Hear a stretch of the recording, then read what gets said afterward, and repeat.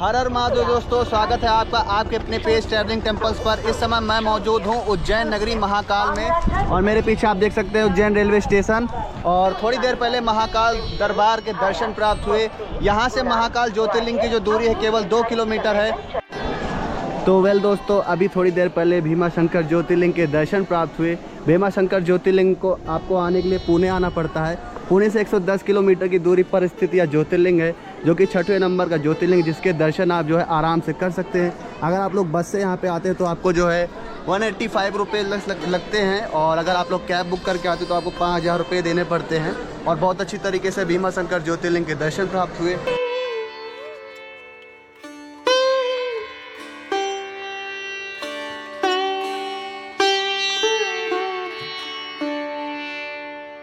अवतारम मुक्ति प्रदानाय यच साधनानाम अकाल मृत्यु परिराक्षणार्थम वंदे महाकाल महासुरेशम आकाशे तारंकलिंगे पाताले हटकेश्वरम भूलोके च महाकाल त्रिलिंगम नमोस्तुते। ब्रह्मांड नायक मृत्युलोक आधिपति राजराजेश्वर भूत भवन अवंतिका नाथ राजाधिराज महाकाल सरकार के जीवन में 10वीं बार दर्शन करने का परम सौभाग्य प्राप्त हुआ।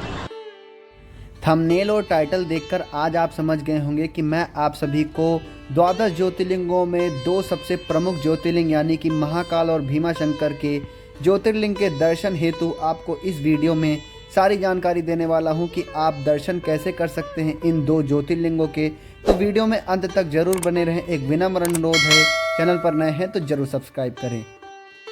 वहीं बात करें महाकाल मंदिर पहुँचने के लिए आपको सबसे पहले उज्जैन आना होता है। लगभग भारत के सभी बड़े प्रमुख शहरों से आपको उज्जैन तक की पहुंचने के लिए ट्रेनें आराम से मिल जाती हैं।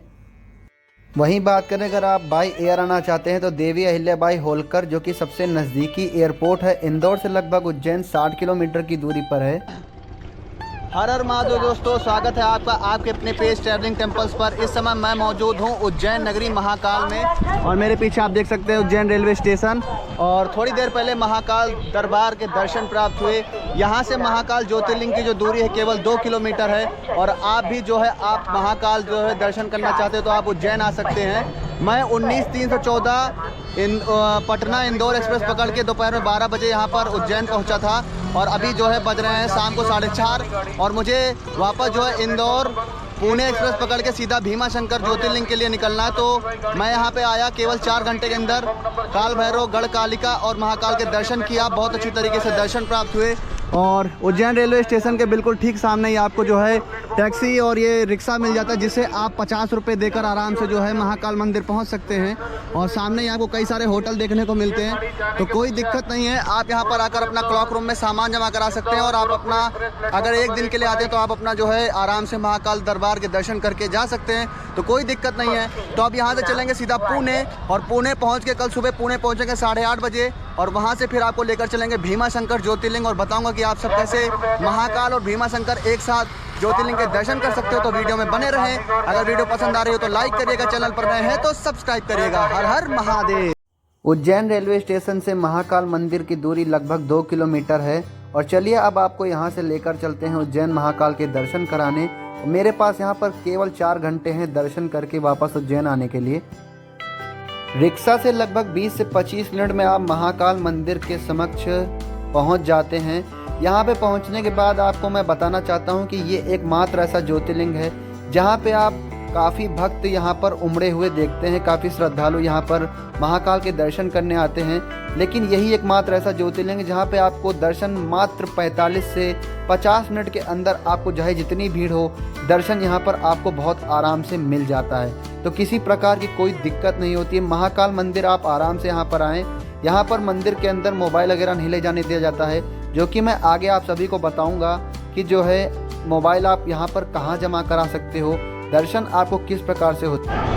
तो ये है मुख्य प्रवेश द्वार, और इस प्रवेश द्वार के अंदर आपको तभी एंट्री मिलती है जब आप अपना फ़ोन वगैरह सब कुछ डिपॉजिट करा देते हैं, जो कि बिल्कुल इसी बगल में बना हुआ है। आइए आपको ले चलते हैं, दिखाते हैं कि कहाँ पे आप अपना मोबाइल कैमरा और गैजेट्स वगैरह बैग वगैरह डिपॉजिट करा सकते हैं। तो आइए आपको बताते हैं कि आप अपना मोबाइल सब कहाँ जमा करा सकते हैं। मुख्य प्रवेश द्वार के बिल्कुल बगल में ही सब कुछ ऑफिस बना हुआ है, जहाँ पे आप अपना मोबाइल कैमरा और लगेज सब कुछ जमा कर सकते हैं। और चलिए आपको दिखाते हैं उस ऑफिस को। जय महाकाल, जय महाकाल, जय महाकाल, जय महाकाल। हर हर महादेव। तो भक्तों के अंदर काफ़ी उल्लास है इस समय महाकाल के दर्शन के लिए। क्यों ना हो, क्योंकि महाकाल पूरे 12 ज्योतिर्लिंग में सबसे प्रमुख ज्योतिर्लिंग माना जाता है। इसके लिए भी यहाँ पर काफ़ी भीड़ होती है और हम भी यहाँ पर आए हैं दर्शन के लिए। और ये है भारत माता मंदिर और महाकालेश्वर निवास के बिल्कुल बगल में ही आपको ये बना हुआ है मोबाइल लॉकर फैसिलिटीज़, जो कि बिल्कुल निःशुल्क में है, कोई दिक्कत नहीं होती है। और ये देखिए ये लॉकर फैसिलिटी बनी हुई है। यहाँ पे आप अपना मोबाइल वगैरह सब कुछ जमा कर सकते हैं, लगेज वगैरह, और आराम से आप यहाँ पर मोबाइल वगैरह सब कुछ जमा कर सकते हैं, कोई दिक्कत नहीं होती है। कुछ इस प्रकार से आपको पर्ची कंप्यूटराइज दी जाती है, जिसमें आपका मोबाइल का डिटेल होता है, आपका आधार होता है, आपका नंबर होता है, और इसी पर्ची को दिखाकर आप वापस अपना मोबाइल या आप अपना लगेज प्राप्त कर सकते हैं। बिना मोबाइल के जमा करे आप मोबाइल आपको जमा करना अनिवार्य है, तभी आप महाकाल के दर्शन कर सकते हैं। चलिए अब चलते हैं अंदर महाकाल के दर्शन करने, और लगभग 20 से 25 मिनट में आपको आराम से यहाँ पे महाकाल के दर्शन हो जाते हैं। यहाँ पे आपको रुकने का भी महाकाल मंदिर के पास में ही धर्मशाला बना हुआ है, जिसमें आपको 500 से 600 रुपये में अगर आप ऑफ सीजन आते हैं तो आपको आराम से होटल यहाँ पर और धर्मशालाएँ बहुत ही प्यार से मिल जाती है, तो कोई दिक्कत नहीं होती है। मोबाइल तो नहीं ले जा पाया अंदर महाकाल मंदिर के, लेकिन मेरे पास एक छोटा कैमरा है जिससे मैं ये वीडियो वगैरह शूट करता हूँ, इसे गोप्रो कहते हैं, उसे मैं ज़रूर अंदर ले जा पाया। और आपको जो दिखा पा रहा हूँ ये गर्भगृह के अंदर का बिल्कुल इसी प्रकार से आपको महाकाल महाराज के दर्शन होते हैं, जो कि लगभग 200 या 100 मीटर की दूर से आपको दर्शन होते हैं, जो कि आपको बहुत अच्छे तरीके से दिखते हैं महाकाल जी। ओम नमः पार्वती पते हर हर महादेव। तो वेल दोस्तों, आप लोग प्रत्यक्ष रूप से सामने महाकाल के दर्शन कर पा रहे हैं। जय जय श्री महाकाल।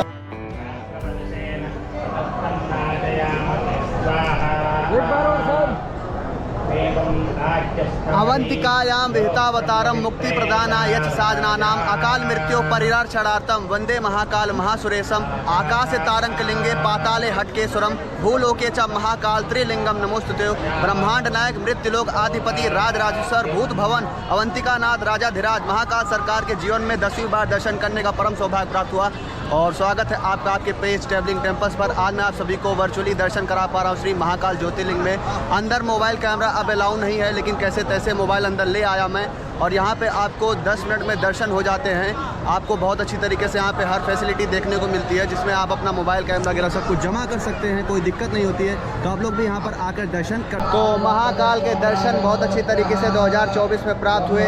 इस यात्रा में मैं आप सभी को भीमा शंकर और महाकाल ज्योतिर्लिंग के दर्शन कराऊंगा, और आपको बताऊंगा कि आप सब कैसे महाकाल के दर्शन करने आ सकते हैं। बहुत ईजिली तरीके से आपको महाकाल के दर्शन प्राप्त हो जाते हैं। केवल 15 से 20 मिनट में आपको दर्शन मिल जाते हैं महाकाल ज्योतिर्लिंग के, तो कोई प्रॉब्लम नहीं होती दर्शन में। तो आप लोग भी यहाँ कर महाकाल के दर्शन कर सकते हैं।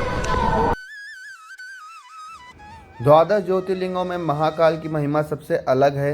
यहाँ के दर्शन मात्र से इंसान की जो है अकाल मृत्यु टल जाती है। यहीं पर भगवान श्री कृष्ण ने अपनी शिक्षा प्राप्त की थी। यहाँ पर कुंभ भी आयोजन किया जाता है, यह 7 सप्तपुरियों में से भी एक है। और यहाँ पर 3.5 काल विराजते हैं, महाकाल, अर्धकाल और काल भैरव। यहाँ पर 18 शक्तिपीठों में से 2 शक्तिपीठ हरसिद्धि माता और माता गढ़कालिका यहाँ पर विराजती हैं। यहाँ पर इसके उज्जैन की रक्षा करने वाले स्वयं काल भैरव हैं। तो यहाँ ये नगरी की जो महिमा है वह पूरे सनातन धर्म में सबसे अलौकिक बताई गई है। महाकाल के दर्शन मात्र से मनुष्य की सभी बाधाएं दूर होती हैं, अकाल मृत्यु दूर होता है। तो इसीलिए लोग यहाँ पर आते हैं महाकाल के दर्शन करने के लिए, और आप भी महाकाल के दर्शन करने अवश्य आ सकते हैं।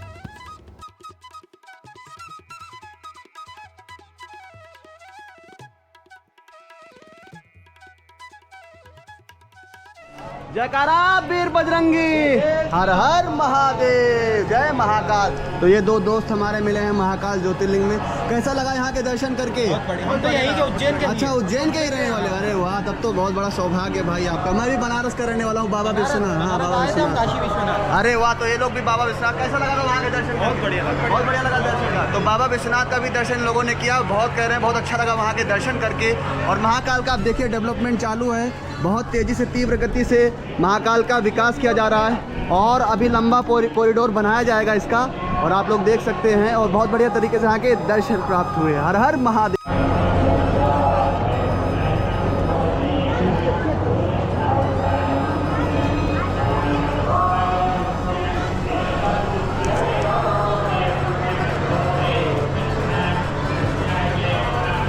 तो वेल दोस्तों, महाकाल के दरबार में दर्शन करने का परम सौभाग्य प्राप्त हुआ। बहुत अच्छी तरीके से दर्शन प्राप्त हुआ। रेलवे स्टेशन से केवल 2 किलोमीटर की दूरी पर महाकाल मंदिर स्थित है, जहां केवल आप 50 रुपये देकर आराम से पहुंच सकते हैं। कोई दिक्कत नहीं होती आपको यहाँ पर दर्शन के लिए।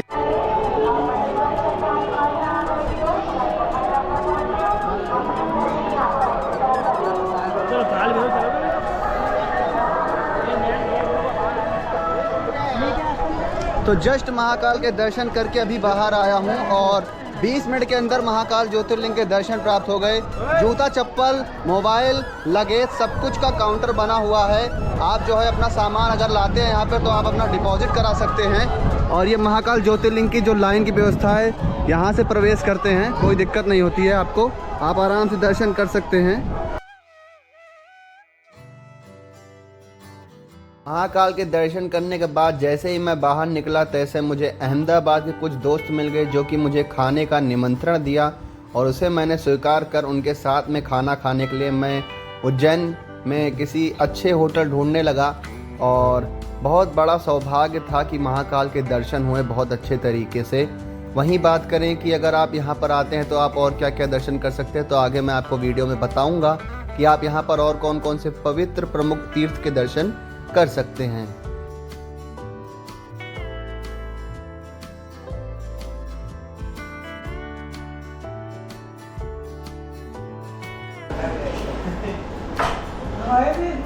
हाँ हाँ आ रहे हैं।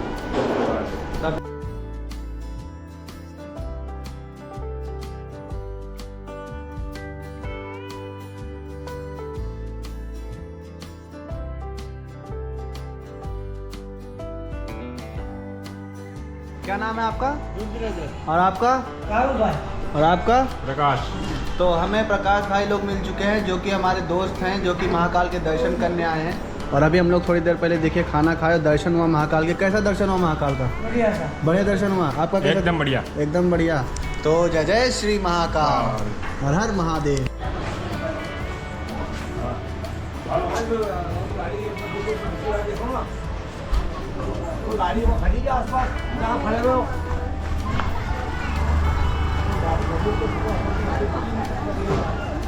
तो जहाँ पे मैं फ्रेश होने आया था वो होटल स्टैंडर्ड होम स्टे है। स्टैंडर्ड होम स्टे, यहाँ पर आकर आप जो है अपना रूम वगैरह ले सकते हैं महाकाल ज्योतिर्लिंग में। और ये बिल्कुल जो है कॉरिडोर के पास में ही है। आप किसी से भी पूछ लेंगे तो आपको बता देंगे स्टैंडर्ड होम स्टे। और यहाँ पे आप आके स्टे कर सकते हैं। क्यों भाई, कैसा लगा? तो महाकाल के दर्शन करके अच्छा लगा। आप कहाँ चले? काल भैरव दर्शन करने। तो अब हम लोग चल रहे हैं काल भैरव गढ़ कालिका के दर्शन करने। और आगे जैसा कुछ आगे मंदिर से अपडेट रहेगा वो आगे आप सबको धीरे धीरे वीडियो में बताते रहेंगे। तो हर हर महादेव। ऐसे उज्जैन में इतने मंदिर हैं कि आप मंदिर करते करते थक जाएंगे लेकिन मंदिर नहीं कम होंगे। लेकिन मैं आप सभी को बताना चाहता हूं कि उज्जैन में कुछ मंदिर ऐसे हैं जिन्हें दर्शन आपको करने चाहिए। सबसे पहले हरसिद्धि माता जो कि 18 महाशक्तिपीठों में से एक है। उसके बाद आप महागढ़कालिका जो कि 18 महाअष्टदश शक्तिपीठों में से एक मानी जाती हैं। इसके बाद आप काल भैरव के दर्शन कर सकते हो। अगर और आपके पास समय है तो आप चिंतामण गणेश के दर्शन करने जा सकते हो। तो उज्जैन में आपको 5 से 6 मंदिर कुछ ऐसे हैं जिनके दर्शन आपको अनिवार्य हैं। अगर आप उज्जैन नगरी आते हैं तो राम घाट देख सकते हैं, आप वहाँ पर आप स्नान कर सकते हैं। वहीं पर स्थित हरसिद्धि माता के दर्शन कर सकते हैं। और ये जो आप मंदिर देख पा रहे हैं ये 18 महाशक्तिपीठों में से एक गणकालिका शक्तिपीठ है।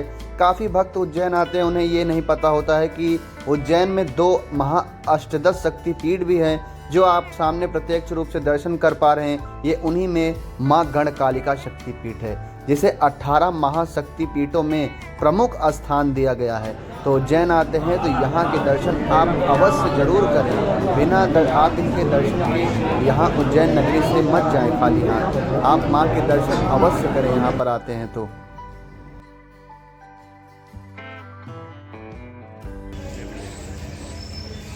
चले आगे बढ़े भाई, पैर की तो जवाब दे ही हो जा। चलो दिखाओ। तो महाकाल के दर्शन करने आते हैं तो काल भैरव के दर्शन करना अनिवार्य है और काल भैरव जी को जो है मदिरा चढ़ाना अनिवार्य है। तो आइए आपको भी काल भैरव के दर्शन करवाते हैं और महाकाल के दर्शन करने आते हैं तो आपको काल भैरव दर्शन करना बहुत ज़रूरी है। बिना इनके दर्शन के आपकी जो उज्जैन की यात्रा होती है वो अधूरी मानी जाती है। महाकाल मंदिर से आपको जो है 100 150 रुपये में आप काल भैरव मंदिर पहुंच सकते हैं बैटरी ई रिक्शा या टोटो लेकर। और यहाँ पे आपको कई सारे फूलों की दुकान और कई सारे प्रसाद की दुकानें देखने को मिलती हैं और जिनका एक फूलों का कीमत जो है 50 रुपये है। और आइए दर्शन करते हैं, आपको भी काल भैरव के दर्शन करवाते हैं। कहेंगे जय हो काशी नरेश, जय हो काशी के कोतवाल। तो ये जो आप सामने मंदिर देख पा रहे हैं यही जो है काशी के कोतवाल मतलब कोतवाल माने जाते हैं यहाँ के उज्जैन के सारक्षक श्री बाबा काल भैरव, जिनके दर्शन हम करने चल रहे हैं और आपको भी अभी दर्शन करवाते हैं। हर हर महादेव। उज्जैन में महाकाल के दर्शन के बाद काल भैरव के दर्शन करना अनिवार्य है। मैं आप सभी को बताना चाहता हूं कि अगर आपको सारे प्रमुख मंदिरों के दर्शन करने हैं तो आप 4 से 5 लोग हैं तो 300 से 350 रुपये में आप बैटरी ई रिक्शा बुक कर लें और उसमें आप काल भैरव, गण कालिका, हरसिद्धि माता और चिंतामन गणेश इन मंदिरों का आप ज़रूर से ज़रूर उज्जैन आते हैं तो ज़रूर दर्शन करें। बिना इनके दर्शन के आप उज्जैन से मत जाइएगा, मेरा यही सजेशन रहेगा। काल भैरव में अगर आप जो है शनिवार, संडे और सोमवार आते हैं तो आपको भारी भड़कम भीड़ देखने को मिलती है। वहीं आप किसी और दिन आते हैं तो आपको यहाँ पे महज 10 से 15 मिनट में आपको बहुत आराम से दर्शन हो जाते हैं। लेकिन मुझे तो यहाँ पर काफ़ी भीड़ देखने को मिली, अनुमान ऐसा भीड़ रहती नहीं है फ़िलहाल।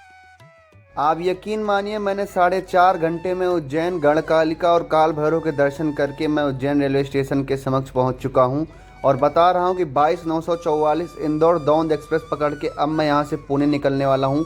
मेरी यात्रा कुछ इसी प्रकार से रहती है कि मैं किसी भी एक स्थान पर ना रुककर आगे बढ़ता हूँ और आगे और मंदिरों के दर्शन करता हूँ। आपको बताना चाहता हूँ कि डेली उज्जैन से इंदौर दौंद एक्सप्रेस चलती है जो कि 5:55 पे यहाँ से निकलती है और अगले दिन आपको सुबह 8 बजे लगभग पुणे छोड़ देती है। और भीमा शंकर ज्योतिर्लिंग के दर्शन करने के लिए आपको पुणे पहुँचना अनिवार्य है। पुणे से ही भीमा शंकर ज्योतिर्लिंग की दूरी महज करीबन 100 से 120 किलोमीटर की दूरी है। भीमा शंकर ज्योतिर्लिंग पहुंचने के लिए आपके पास 2 वैकल्पिक विकल्प हैं। आप ट्रेन से भी पुणे पहुंच सकते हैं और बाई एयर फ्लाइट से भी आप पुणे पहुंच सकते हैं।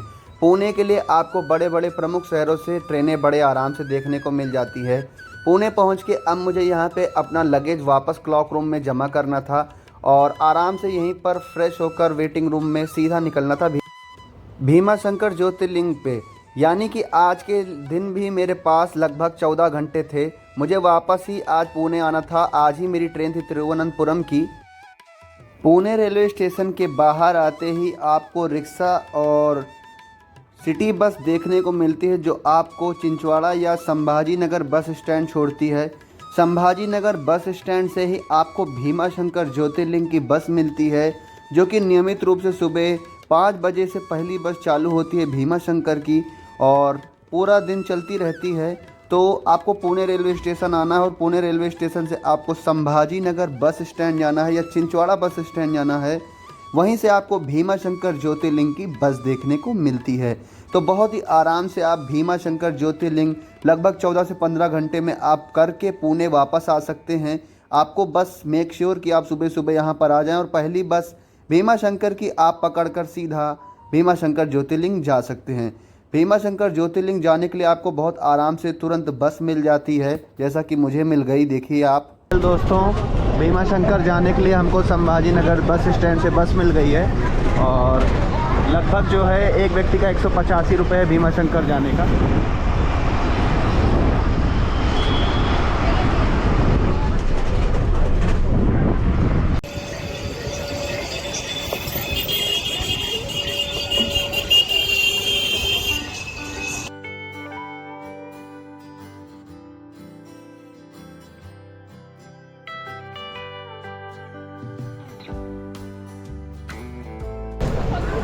तो करीब 4.5 घंटे का सफ़र तय करके फाइनली मैं सब पहुंच चुका हूँ भीमा शंकर बस स्टॉप। 4.5 घंटे लग गए हमको यहाँ बस से आने में और जिसका फेयर जो है 185 रुपये लगा। अब चलेंगे यहाँ से भीमा शंकर के दर्शन करेंगे। अभी दोपहर के बज रहे हैं 2:30 और रात में मेरी 12:30 बजे ट्रेन है। अब देखते हैं दर्शन कितने बजे मिलता है। जैसा कुछ रहेगा सब आपको आगे वीडियो में बताते हैं। हर हर महादेव। बस स्टॉप से भीमा शंकर ज्योतिर्लिंग की दूरी लगभग 1 किलोमीटर से भी कम है और बस स्टॉप पे ही मैं अपना फ्रेश हो गया। पूरा वहाँ पर डीलक्स बाथरूम बना हुआ था, वहीं पे मैं नहा लिया और अब मैं जा रहा हूँ भीमा शंकर ज्योतिर्लिंग के दर्शन करने के लिए। आपको चलिए दिखाते हैं दर्शन कैसे। वैसे तो भीमा शंकर ज्योतिर्लिंग में आप शनिवार, संडे और सोमवार आते हैं तो आपको लगभग 4 से 4.5 घंटे 5 घंटे दर्शन करने में लग जाते हैं, क्योंकि कॉरिडोर बड़ा ना होने के कारण से यहाँ पर दर्शन करने में काफ़ी समय लग जाता है। तो मैं आपको रिकमेंड करूँगा कि आप जो है यहाँ पर शनिवार, संडे और सोमवार में दर्शन करने कोशिश करें कि ना, नहीं तो अन्यथा आप आते हैं तो यहाँ पे आपको भीड़ देखने को मिलती है। वहीं बात करें शीघ्र दर्शन की तो शीघ्र दर्शन आपको 500 रुपये में यहाँ पे आराम से देखने को मिल जाता है, जिसमें आपको लगभग 45 मिनट से 50 मिनट में आपको स्पर्श दर्शन मिल जाते हैं। भीमा शंकर ज्योतिर्लिंग में पूरे 12 महीने स्पर्श दर्शन चलते हैं। यहाँ पे आप जब भी आएंगे तो आपको भारी भरकम भक्तों की भीड़ और जन सैलाब देखने को मिलता है। भीमा शंकर ज्योतिर्लिंग दर्शन करने के लिए आपको पुणे आना होता है। पुणे से आप डायरेक्ट बस या टैक्सी लेकर आप डायरेक्ट भीमा शंकर ज्योतिर्लिंग के दर्शन करने आ सकते हैं। यहाँ पर इस ज्योतिर्लिंग के अलावा भीमा नदी है, जहाँ के उद्गम स्थल के दर्शन करने भी आप जा सकते हैं। मेरे पास समय कम था, इसीलिए मैं यहाँ पे भीमा शंकर ज्योतिर्लिंग के दर्शन करके सीधा पुणे के प्रस्थान के लिए मैं निकलने वाला था, क्योंकि आगे मैं आप सभी को दक्षिण भारत में स्थित पद्मनाभ स्वामी और अन्य कई भारत के प्रमुख मंदिरों के दर्शन कराने वाला हूँ। तो मेरा ये है कि अगर आप लोग यहाँ भीमा शंकर आते हैं तो आप सेम डे अगर सुबह सुबह आ जाते हैं तो आप शाम को 6-7 बजे तक आप पूरा भीमा शंकर एक्सप्लोर कर सकते हैं। तो मेरा सजेशन ये रहेगा कि आप यहाँ पर आएँ, दर्शन करें और आरती देखें और सीधा आप यहाँ से अपना पुणे या किसी और ज्योतिर्लिंग जैसे कि आप त्र्यंबकेश्वर जा सकते हैं, वहाँ के लिए आप प्रस्थान कर सकते हैं। बाकी यहाँ रुकने के लिए भी कई चीज़ें।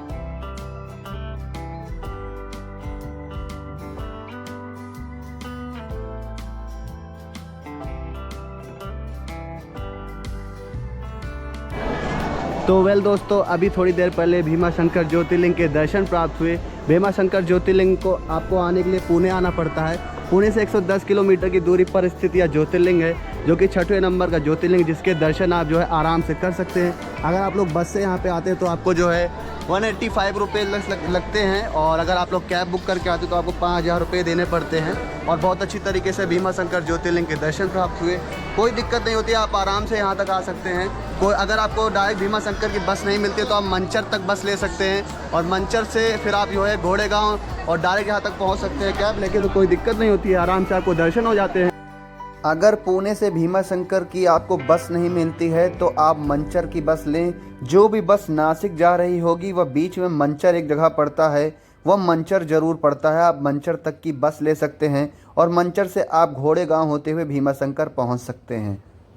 यंडाकिनीसा किनिका समाजे निषेध्यमानं पिछदाक समेचा सदैव भीमाधिपदा प्रसीदम तम शंकरम भक्तहितम नमामि। तो भगवान भोलेनाथ की कृपा से आज भीमा शंकर ज्योतिर्लिंग के दर्शन जीवन में चौथी बार दर्शन प्राप्त हुए और 12 ज्योतिर्लिंग का जो मेरा चौथी बार चक्कर जो है वो यहीं से, ये मेरा चौथा ज्योतिर्लिंग है। और भगवान भोलेनाथ से यही प्रार्थना करें कि आप सब हमेशा स्वस्थ रहें, मस्त रहें और आप सबके ऊपर भीमा शंकर ज्योतिर्लिंग की कृपा सदैव बनी रहे। हर हर महादेव। आओ धीरे धीरे आए, धीरे धीरे पढ़ो, मैं थोड़ा ब्लॉग बनाऊंगा।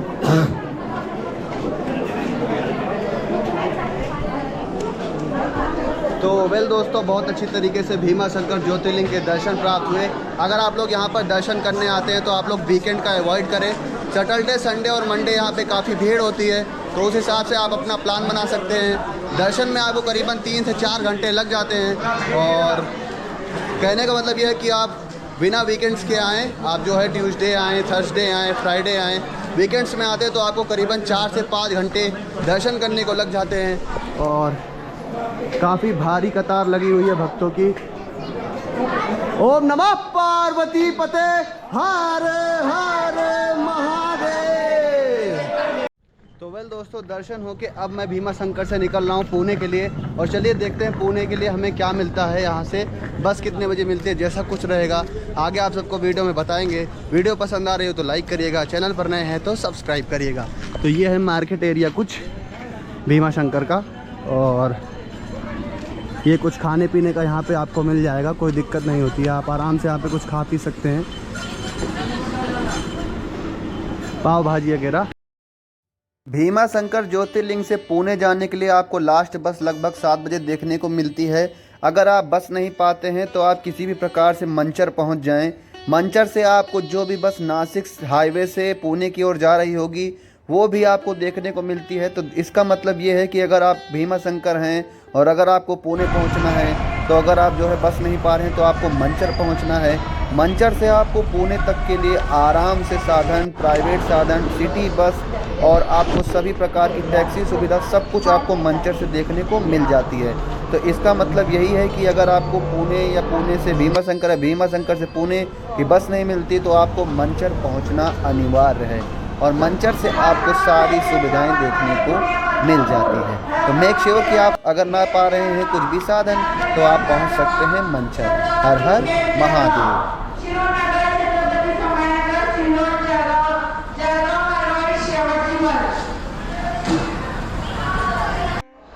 तो हर हर महादेव दोस्तों, स्वागत है आपका ट्रैवलिंग टेम्पल्स पर। तो आपने देखा कैसे मैं भीमा शंकर ज्योतिर्लिंग के दर्शन करके finally Sambhaji Nagar bus stop पहुंच चुका हूं। Finally Shivaji Nagar bus stop पहुंच चुका हूं। सुबह 6 बजे से लेके दोपहर में आपको 3 बजे तक भीमा शंकर ज्योतिर्लिंग की जो है बसें मिलती हैं। अगर आपको भीमा शंकर ज्योतिर्लिंग जाना है तो आपको जो है पुणे रेलवे स्टेशन आना पड़ता है और पुणे रेलवे स्टेशन से शिवाजी नगर बस स्टैंड के लिए आपको जो है नियमित रूप से सिटी बस देखने को मिलती है, जहाँ से आपको नियमित रूप से भीमा शंकर ज्योतिर्लिंग जाने के लिए आपको बसें मिल जाती है, कोई प्रॉब्लम नहीं होती है। अगर आपको डायरेक्ट भीमा शंकर की बस नहीं मिलती है तो आप नासिक की बस ले लें और नासिक की बस लेने के बाद आप मंचर उतर जाएँ। मंचर से भीमा शंकर ज्योतिर्लिंग केवल 60 किलोमीटर की दूरी पर है। मंचर से आपको नियमित रूप से टैक्सी और प्राइवेट इको वगैरह देखने को मिल जाती है, जो कि आप आराम से वहां से 150 रुपये देके आप जो है भीमा शंकर ज्योतिर्लिंग पहुंच सकते हैं। एक व्यक्ति का भीमा शंकर ज्योतिर्लिंग का जो प्राइस है बस का वो 185 रुपये है और आपको जो है यहीं शिवाजी नगर बस स्टैंड से आपको भीमा शंकर ज्योतिर्लिंग की जो है बस मिलती है। तो कोई दिक्कत नहीं होती, आप आराम से जो है भीमा शंकर ज्योतिर्लिंग के दर्शन कर सकते हैं, कोई प्रॉब्लम नहीं होती है।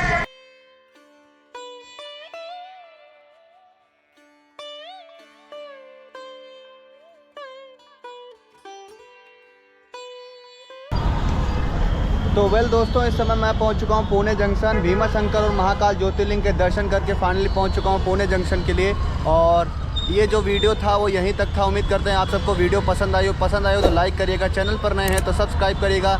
मिलते हैं आपसे अगले वीडियो में। अगला वीडियो जो होने वाला बहुत खास होने वाला है, उसमें 18 बच्चों को दक्षिण यात्रा पर मैं लेकर जा रहा हूं, मतलब मेरा भाई लेकर जा रहा है। आगे आप सबको मैं अपने भाई के साथ में यात्रा करते हुए नजर आऊँगा, जिसमें मैं आप सभी को रामेश्वरम, तिरुपति, पद्मनाभ स्वामी के दर्शन कराऊँगा। तो अगला वीडियो ज़रूर देखिएगा, जो कि यहीं से प्रारंभ होगा। और उम्मीद करते हैं आप सबको महाकाल और भीमा शंकर ज्योतिर्लिंग का जो ब्लॉग है पसंद आया तो लाइक ज़रूर करिएगा। हर हर महादेव।